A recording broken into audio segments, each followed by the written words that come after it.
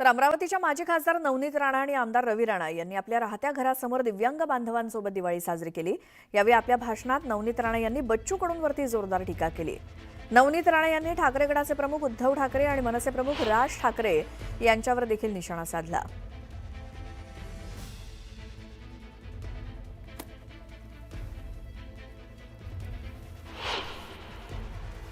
त्यानंतर त्याच्यातून पैसे करप्शन मुंबई सारखे शहरांमधून किती मोठा पैसे खाऊ शकतो, तोड्या करू शकतो, कोणती कंपनीतून कोणते बिल्डरकडनं कोणत्या कंपन्याकडनं कसे पैसे घेऊ शकतो, फक्त एवढ्यासाठी दोन्ही भाऊ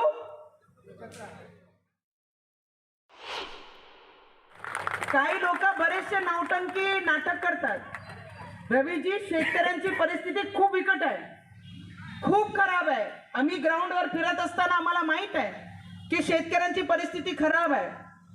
आणि आता बातमी राजकीय वर्तुळातून एकनाथ शिंदे साहेब रवींद्र धंगेकरांना आवरा असं म्हणत भाजपच्या श्रीनाथ महाल यांनी धंगेकरांवरती जोरदार टीका केली। गेल्या काही दिवसांपासून शिवसेनेचे नेते रवींद्र धंगेकरांनी भाजपच्या नेत्यांविरोधात आक्रमक भूमिका घेतली आणि त्यावरनं भाजप आणि धंगेकरांमध्ये वार पलटवार सुरू झाले। शिंदे साहेब, मी तुम्हाला विनंती करतो, जे भटकं कुत्र तुम्ही सांभाळलंय, लूत लागलेलं कुत्र शहरभर फिरतंय, अनेकांनी त्यांनी चावा घेतलाय। मला वाटतं राज साहेब असतील, उद्धव साहेब, नाना पटोले यांनाही चावून ते कुत्र इथे आलेले आहेत। आम्ही युतीचा धर्म पाळणारे आणि आपल्या युतीमध्ये नक्की आपला आदर करतो, पण मला असं वाटतं की हे भटकं कुत्र आपलाही चावा घेतल्याशिवाय राहणार नाही।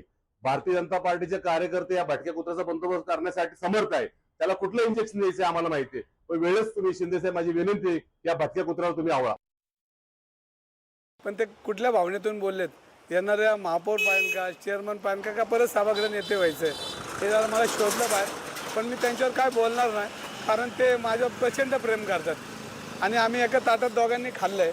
पण त्यांना जे बोलायचं ते त्यांचा तो अधिकार आहे, पण त्याला मला त्यांच्याबद्दल काय बोलायचं। पुणे शहरातल्या सारसबागेमध्ये दिवाळी पाडवा पहाट कार्यक्रम आयोजित करण्यात आलेला आहे। गेल्या 28 वर्षांपासून या ठिकाणी हा कार्यक्रम होत असतो। अशातच यंदा या कार्यक्रमाला काही हिंदुत्ववादी संघटनांनी विरोध केला होता। या सगळ्या धमक्यांना कंटाळून कार्यक्रम रद्द करण्याचा आयोजकांनी विचार केला होता, मात्र त्यानंतर पोलिसांनी बंदोबस्त ठेवत सतर्कता बाळगण्याचं आश्वासन दिल्यावर हा कार्यक्रम पार पडतोय। दरम्यान कोणताही अनुचित प्रकार घडू नये म्हणून सारसबागेला पोलीस छावणीचं स्वरूप आलेलं आहे। पोलिसांचा मोठा बंदोबस्त तिथे ठेवण्यात आलाय। तर आज पुण्यातल्या सारसबागेत तळ्यातल्या गणपतीच्या दर्शनासाठी दिवाळीच्या आणि पाडव्याच्या मुहूर्तावरती अनेक नागरिक येत असतात